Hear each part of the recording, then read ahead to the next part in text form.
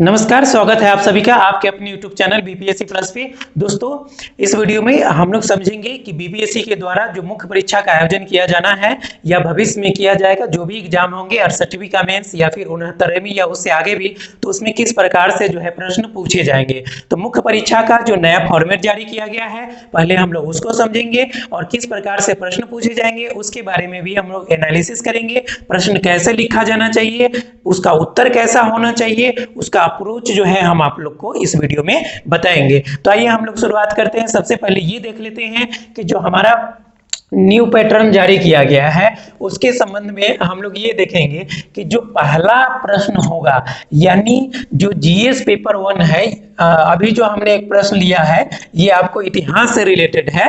तो हमारा जीएस का जो पहला पेपर है यानी जनरल स्टडीज का पहला पेपर है, उसके अंतर्गत आपको भारतीय इतिहास एवं कला संस्कृति का अध्ययन करना है, जिससे कि आपको 3 प्रश्न पूछे जाएंगे। 3 प्रश्न का ही उत्तर आपको देना है। हालांकि उसके विकल्प के तौर पे आपको जो है अथवा के रूप में एक और भी एक्स्ट्रा प्रश्न दिया रहेगा, लेकिन जो पहला नंबर प्रश्न है उसको लिखना अनिवार्य कर दिया गया है। और ये जो आपका पहला प्रश्न जो पहले अनिवार्य नहीं था, कोई जरूरत नहीं था कि आप पहला प्रश्न का ही उत्तर दीजिए, तो अब जो है पहला प्रश्न का उत्तर देना अनिवार्य कर दिया गया है। और ये जो प्रश्न रहेंगे पहला नंबर प्रश्न, ये आपको पूरे होल सिलेबस से रहेंगे। यानी अगर आप इतिहास की बात करें, यानी कि आपका जो इतिहास है, जो विषय है, ये आपको जो है सेक्शन फर्स्ट में आता है। ठीक है, सेक्शन फर्स्ट में है जीएस पेपर फर्स्ट का। सेक्शन फर्स्ट जो है आपको भारतीय इतिहास, आधुनिक भारतीय इतिहास एवं कला संस्कृति का पाठ है। यहां से आपको 3 प्रश्न लिखना है। तो उसका जो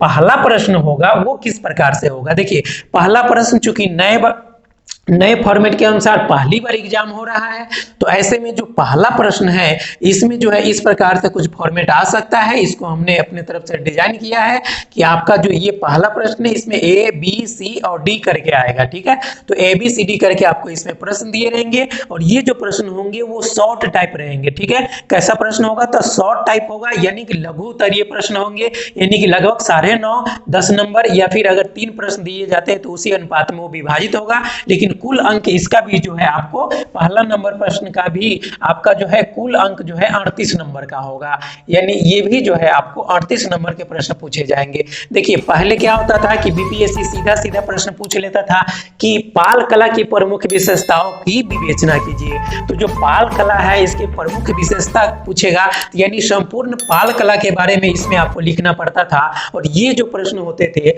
ये आपको 38 नंबर के हैं। तो अभी भी ये प्रश्न आपको 38 नंबर के ही है। अगर ये लॉन्ग में पूछता है तो ये आपको 38 नंबर में, और इसमें ओवरऑल सब कुछ आपको लिखना है। लेकिन इसी में से छोटे छोटे पार्ट जो है आपको छोटा छोटा करके काट करके पूछा जा सकता है, और उस प्रश्न को किस प्रकार से डिजाइन किया जाना चाहिए इसके बारे में भी हम लोग आगे बात करेंगे।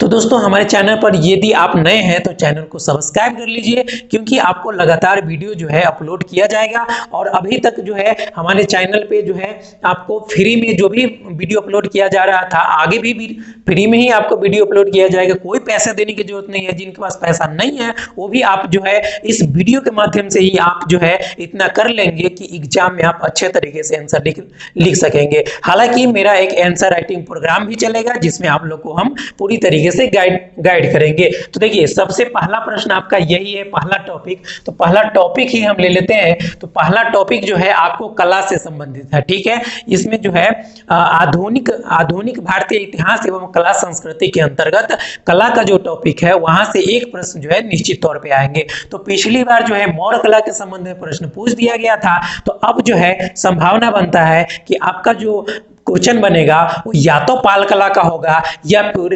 पाटना कलम शैली का प्रश्न होगा। तो हम लोग इस वीडियो में पाल कला के संबंध में देखेंगे कि कितने प्रश्न बन सकते हैं, कितने एरिया है इसके, और उसका उत्तर क्या होना चाहिए, उस अप्रोच के बारे में भी हम लोग चर्चा करेंगे। तो देखिए एक उत्तर का हमने ऐसे ही आपको डिजाइन करके दिखाया है कि किस प्रकार से जो है आंसर राइटिंग आप लोग करेंगे। और जो लोग दोस्तों आप आंसर राइटिंग करना चाहते हैं, हमारे साथ जुड़ना चाहते हैं, तो हमारे व्हाट्सएप पे आप जो है मैसेज छोड़ सकते हैं। हम आपको व्हाट्सएप ग्रुप में जोड़ लेंगे और फिर जो है आप लोग को आंसर राइटिंग के लिए प्रोग्राम के लिए हम आगे विचार करेंगे।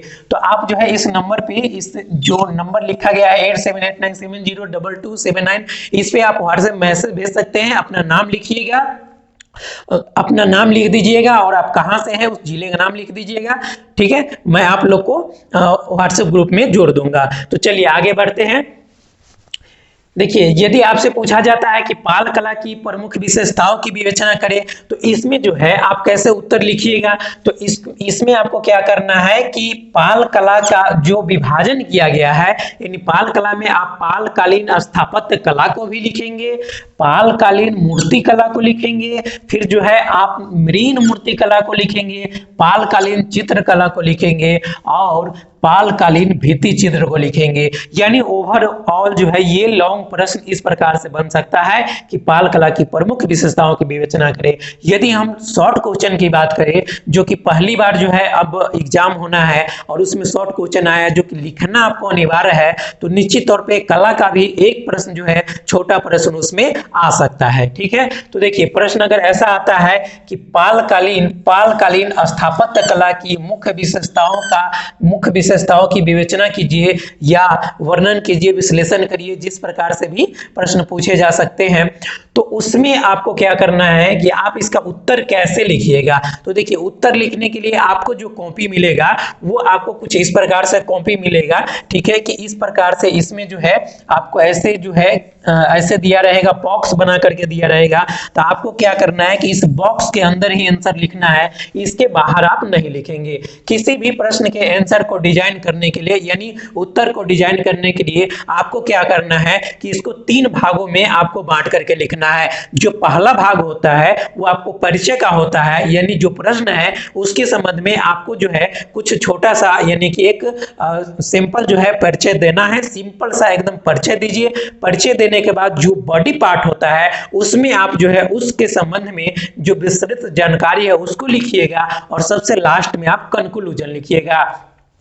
तो जो पालकालीन स्थापत्य कला है उसके बारे में आपको क्या करना है कि एक छोटा सा परिचय लिखना है। इस परिचय में आप इस प्रकार से लिख सकते हैं कि प्राचीन काल से ही बिहार प्रदेश कला का दृष्टि से समृद्धशाली रहा है। यानी जो बिहार राज्य है, यानी बिहार प्रदेश है, ये आपको जो है प्राचीन काल से ही कला की दृष्टि से समृद्धशाली रहा है। यानी कि आप देखेंगे तो प्राचीन काल में भी यानी सिंधु घाटी सभ्यता के पतन के बाद आप देखेंगे तो मौर्य काल में मौर्य कला का विकास हुआ। ठीक है, मौर्य कला में आप देखेंगे कि मौर्य कला में ही आपको मौर्य कला को भी आप देखेंगे कि 2 भागों में बांट करके अध्ययन किया जाता है। एक तो आपका जो है मौर्य कला में जो राजकीय कला है उसके बारे में आपको लिखना पड़ता है, और दूसरा जो है आपको लोक कला के बारे में। राजकीय कला को दरबारी कला भी कहा जाता है, जिसको कि आप क्या करेंगे कि उसको बांट करके आप किस प्रकार से राजकीय संरक्षण में कला का विकास हुआ उसको आप लिखेंगे। लेकिन हम बात कर रहे हैं यहाँ पर चूंकि पाल कला का, तो जो पाल कला है उसके अंतर्गत एक छोटा सा प्रश्न बन सकता है कि पालकालीन स्थापत्य कला की विशेषताओं की विवेचना करिए। तो इसमें आप एक छोटा सा परिचय दीजिएगा। इसके परिचय में आप इस प्रकार से लिख सकते हैं कि पाल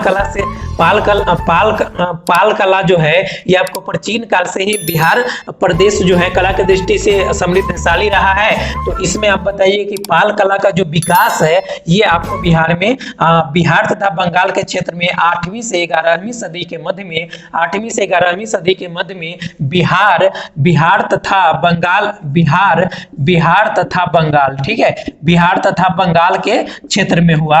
और इसके प्रसिद्ध कलाकार का भी नाम इसमें दे सकते हैं कि धीमन तथा बीठपाल जो है इसके प्रसिद्ध कलाकार थे, तो इसका नाम भी आप इसमें लिख सकते हैं। और एक छोटा सा जो है आप जो है 8 से 10 लाइन का एक परिचय बनाइएगा। ठीक है, तो इस प्रकार से परिचय बनाइएगा। जो मेन बॉडी पार्ट है उस बॉडी पार्ट में जो है यानी पालकालीन स्थापत्य कला के बारे में जितने भी आपके पास विस्तृत जानकारी है उसको आप लिखिएगा। तो इसमें आप ऐसा लिख सकते हैं कि जो पालकालीन स्थापत्य है वो मुख्यतः ईंटों पर आधारित थी। तो ये तो आपको की पॉइंट हो गया, इसको जरूर याद रखिएगा कि जो पालकालीन स्थापत्य है वो मुख्यतः ईंटों पर आधारित थी। और जो पाल वंश के शासक थे वो जो है स्थापत्य के प्रमुख निर्माता थे, यानी पाल काल में बहुत सारे स्थापत्य का निर्माण किया गया। और इसके अंतर्गत कौन कौन से स्थापत्य बने इसके बारे में आप बताइएगा। तो इसके अंतर्गत आप देखेंगे कि जो बिहार का नालंदा है, नालंदा से, विक्रमशिला से,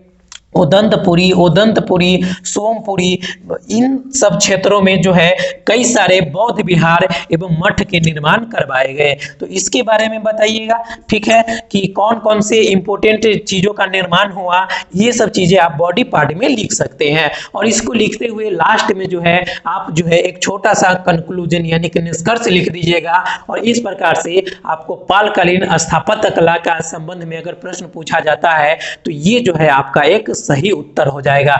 दोस्तों, अगर आप चाहते हैं कि हमसे जुड़े तो निश्चित तौर पे आप व्हाट्सएप पे मैसेज करिए, अपना नाम लिखिए और आपको हम ग्रुप में शामिल करेंगे और अपना आंसर राइटिंग प्रोग्राम को आगे बढ़ाएंगे जो कि बिल्कुल फ्री होगा।